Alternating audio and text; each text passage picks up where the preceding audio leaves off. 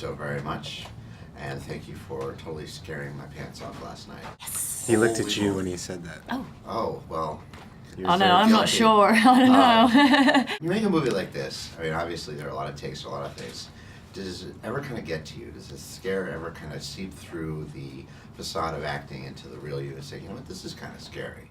I think so. I grew up watching a lot of horror movies, and in doing so, you become aware of, you know, the scares and when they could come, and you kind of becomes more and more predictable.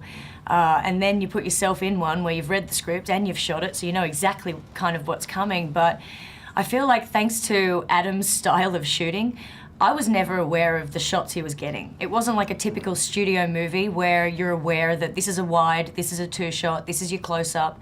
We had no idea what was being captured because he's just so in the moment with the camera on his shoulder. He's sweating his own blood and tears, and he's like, if I hit you, I'm sorry, just get out of the way and continue the scene.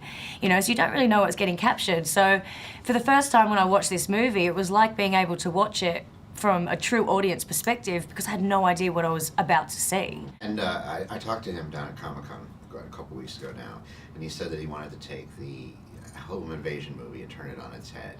Was that one of the big appeals, or kind of what drew you the most from the story? For me, it was re-collaborating with those guys because Adam and Simon and I have made a few movies together along with Joe Swanberg and Amy Simons. So I knew we were going to do another one, and that's sort of their MO. They'll take stuff that they don't find too much in a subgenre. The one before we'd done was based on a serial killer motif and tried to inject a bit of their own personality into that. And so with this one, I think the idea, and when you make horror movies for a living, and that's pretty much what I do, it can get exhausting, the emotional toll of it, especially when you put up so much time into something and leave the audience feeling bummed out afterwards, which is no reflection on the content of the film, but it puts them in a dour emotional state.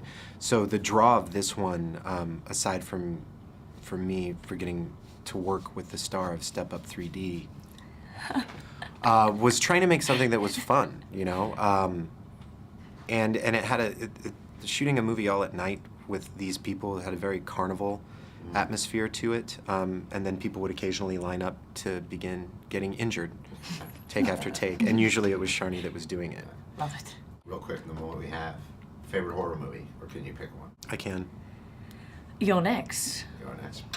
Black Christmas, 1974, Bob Clark. Nice. Good Possibly call. The Changeling, possibly John Carpenter's The Thing.